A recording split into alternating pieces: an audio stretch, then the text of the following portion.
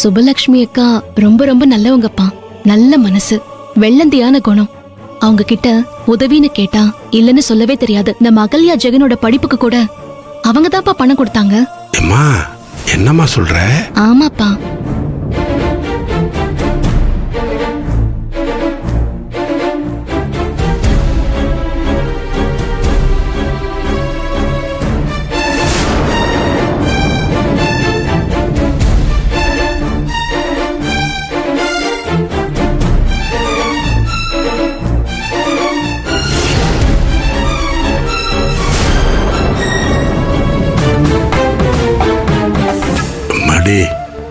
எப்பேற்பட்ட மனசுமா அந்த மனுஷனுக்கு. தான் வீட்டு விளக்க அணைக்க போற அந்த கடைசி நிமிஷத்துல கூட 2 பேரோட படிப்பு செலவுக்கு உதவி பண்ணி அவங்க 2 பேர் வாழ்க்கையிலையும் விளக்கேற்றி வச்சுட்டு போயிருக்காரு பத்தியாமா. அவரெல்லாம் இந்த உலகத்துல 100 வருஷத்துக்கு நல்லா வாழ்ந்திருக்கணுமா. எதுக்கு தெய்வம் அவரை இவ்வளவு அவசரமா கூப்பிட்டுக்குச்சுன்னு தெரியலையம்மா. ஏண்டாமா, தாங்கிட்ட உதவி கேட்டு வந்தவங்களையே வாழ வைக்கணும்னு நினைச்சவரு தான் வாழ வேண்டான்னு ஏமா முடிவு பண்ணாரு? எனக்கும் அதான் புரியாத புதிரா இருக்குப்பா. சுபலட்சுமி அக்காவுக்கு ரஞ்சித் சார் தான் உலகமே. அவரை இப்படி பறி கொடுத்துட்டு அவங்க ஒண்ணுமே புரியாம பித்து பிடிச்ச மாதிரி இருக்காங்கப்பா.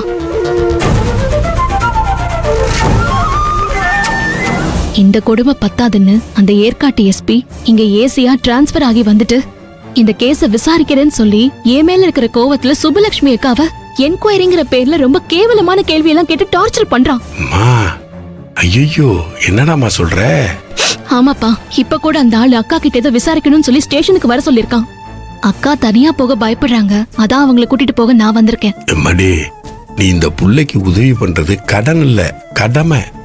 இந்த புள்ள கூடவே நீ இரு. ஆதிர நம்ம கூட இருந்தா 1000 யானையோட பலம் இருக்குன்னு அந்த புள்ளைக்கு நம்பிக்கையை கொடு. சரிப்பா. சரிடாமா, போய் பார்த்துட்டு வா.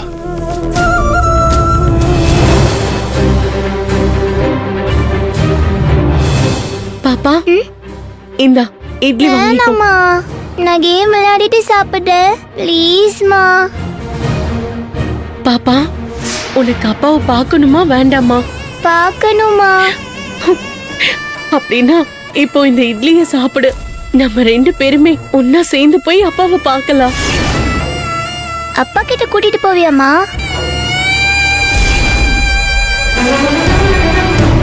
கூட்டிட்டு போறேன். சாப்பிடுறியா? போனை பார்த்துட்டே இருக்க. இந்தா, உனக்கு தேங்காய் சட்னினா ரொம்ப பிடிக்கும்ல. சாப்பிடுன. அப்பா கிட்ட கூட்டிட்டு போறேன். கூட்டிட்டு போறேன்னு. அக்கா, என்னம்மா? என்ன காரியம் பண்றீங்க? நீங்க இப்படி பண்ணலாமா? வாழ்றதுக்காக எவ்வளவு தைரியமான முடிவு வேணாலும் எடுக்கலாம்க்கா. ஆனா சாகிறதுக்காக இப்படி கோழத்தனமான முடிவு எடுக்கிறீங்களே, நீங்க இப்படி பண்ணுவீங்கன்னு நான் கொஞ்சம் கூட எதிர்பார்க்கலக்கா. ஐயோ ஆதிர, என்ன என்ன பண்ண சொல்ற? அவ ராத்திரி முழுக்க தூங்காம அப்பா கிட்ட போனோன்னு அழுதுகிட்டே இருக்கா. அவளை என்ன சொல்லி என்னால சமாதானப்படுத்த முடியும்? இந்த கஷ்டம்லாம் ஒரு பக்கம்னா, அந்த போலீஸ்காரர் வேற ஒரு பக்கம் போனை போட்டு விசாரணைக்கு வான்னு என்ன மிரட்டுறாரு. நான் என்ன பண்ணுவாதுற சொல்லு? என் மாமாவே என்ன விட்டுட்டு போயிட்டாரு. இனிமே இவங்களுக்கெல்லாம் நான் எதுக்கு பதில் சொல்லிட்டு இருக்கணும்? இவங்களுக்கெல்லாம் பதில் சொன்னா என் மாமா என்ன வந்துருவாரா? அந்த போலீஸ்கார் என்ன உயிரோடு கொண்டு வந்து என் கையில கொடுத்துருவாரா? அப்புறம் எதுக்கு ஆதிர இதெல்லாம்? அதான் எல்லாத்துக்கும் சேர்த்து ஒட்டு மொத்தமா ஒரே முடிவை கட்டிடலான்னு இப்படி. அக்கா, உங்க கஷ்டம் எனக்கு நல்லா புரியுதுக்கா. ஆனா நம்ம உயிரை எடுக்கிற ரைட்ஸே நமக்கு கிடையாது. அப்படி இருக்கிறப்போ நீங்க பாப்பாவை எப்படிக்கா? என்னக்கா உங்களை என்னதான் சொல்றது? சாருக்காக சாகணும்னு நினைக்கிற நீங்க பாப்பாவுக்காக வாழணும்னு நினைங்க. இந்த உலகத்துல நீங்க வாழ்றதுக்கு பாப்பாவை விட வேற என்ன காரணம் உங்களுக்கு வேணும்? தயவு செஞ்சு இப்படி ஒரு முட்டாள்தனமான காரியத்தை நீங்க கனவுல கூட நினைக்காதீங்கக்கா. அக்கா, நீங்க எதுக்காகவும் யாருக்காகவும் பயப்படணும்னு அவசியம் இல்ல. இப்ப நீங்க போலீஸ் ஸ்டேஷனுக்கு கொண்டு வர வேணாம். நீங்க வீட்லயே இருங்க. நான் போய் அந்த ஏசியை பார்த்து பேசிட்டு வரேன். வேண்டாம் ஆதிர, நீ போகாத. அந்த ஏசி உன்னை கேவலமா பேசுவாரு. நீங்க கவலைப்படாதீங்கக்கா. எனக்கு அந்த ஆளை எப்படி டீல் பண்றதுன்னு நல்லாவே தெரியும். நான் பாத்துக்கிறேன். என் மேல இருக்கிற கோவத்துல அவன் உங்களை தேவையில்லாம டார்ச்சர் பண்ணிட்டு இருக்கான். எல்லாத்துக்கும் நான் இன்னியோட ஒரு ஃபுல் ஸ்டாப் வச்சுட்டு வரேன். அக்கா, நீங்க தைரியமா இருங்கக்கா. இன்னைக்கு அப்பா தான் உங்க வீட்டுக்கு வாட்ச்மேனா வந்திருக்காரு. அவர் உள்ள வந்து உங்களுக்கும் பாப்பாவுக்கும் துணையா இருப்பாரு. தைரியமா இருங்கக்கா.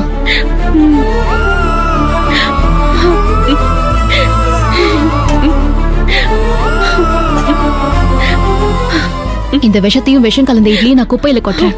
உங்க தற்கொலை எண்ணத்தையும் நீங்க தயவு செஞ்சு குப்பையில கொட்டிருங்க. அதெல்லாம் வேணாம். ஐயோ பாப்பா. அம்மா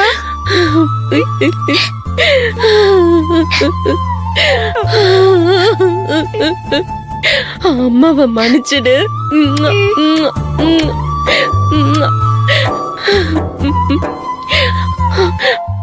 இந்த பாசம் மட்டும் போதும்க்கா.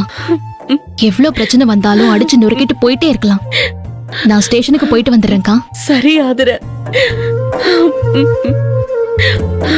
அக்கா, இந்த மாதிரி தப்பான முடிவை மறுபடியும் எடுக்க மாட்டேன்னு சத்தியம் பண்ணுங்க.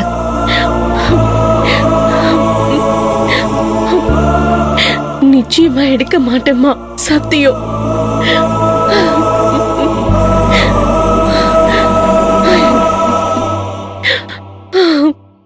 அப்பா, அப்பா. மடி, என்னம்மா இவ்வளவு பதஷ்டமா ஓடி வர்ற? ஏதாவது பிரச்சனையா? ஆமாப்பா, நான் ஒரு நிமிஷம் லேட்டா போயிருந்தாலும் அக்கா பாப்பாவுக்கு விஷம் கலந்த இட்லியை கொடுத்துட்டு அவங்களும் சாப்பிட்டு இறந்து போயிருப்பாங்கப்பா. ஐயோ தெய்வமே, என்னடாமா இது? ஏமாடி, இந்த புள்ள ஏமா இப்படி ஒரு முடிவுக்கு வந்துச்சு? அவங்க என்னப்பா பண்ணுவாங்க பாவம். ஒரு பக்கம் உயிரையே வச்சிருந்த ஹஸ்பண்ட் இறந்து போயிட்டாரு. இன்னொரு பக்கம் இந்த இறப்ப பயன்படுத்திக்கிட்டு என்ன ஏதாவது பழி வாங்க முடியுமான்னு பிளான் பண்ணி அந்த அக்காவை டார்ச்சர் பண்ணிட்டு இருக்கிற அந்த ஏசியோட கொடுமை. ச்சே, இதெல்லாம் தாங்க முடியாம தான் அக்கா இப்படி ஒரு முடிவுக்கு வந்திருக்காங்கப்பா. அதான் இப்ப நான் ஒரு முடிவு எடுத்திருக்கேன்ப்பா. என்னம்மா, என்ன முடிவு எடுத்திருக்க? இப்ப நான் அக்காவை கூட்டிட்டு ஸ்டேஷனுக்கு போல, நான் மட்டும்தான் போக போறேன். நான் அந்த ஏசியை பார்த்து பேச போறேன். நீங்க உள்ள போய் அக்கா கூடயும் பாப்பா கூடயும் இருங்கப்பா. அவங்கள கவனமா பாத்துக்கோங்க. அவங்கள நான் பாத்துக்கிறேன்டாம்மா, நீ ஜாக்கிரதையா போயிட்டு வா.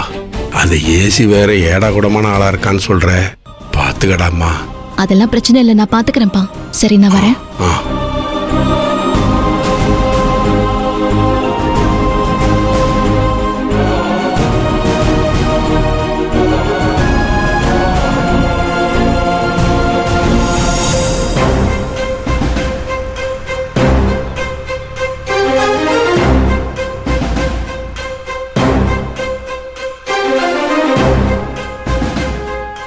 வாங்க ஆதிர.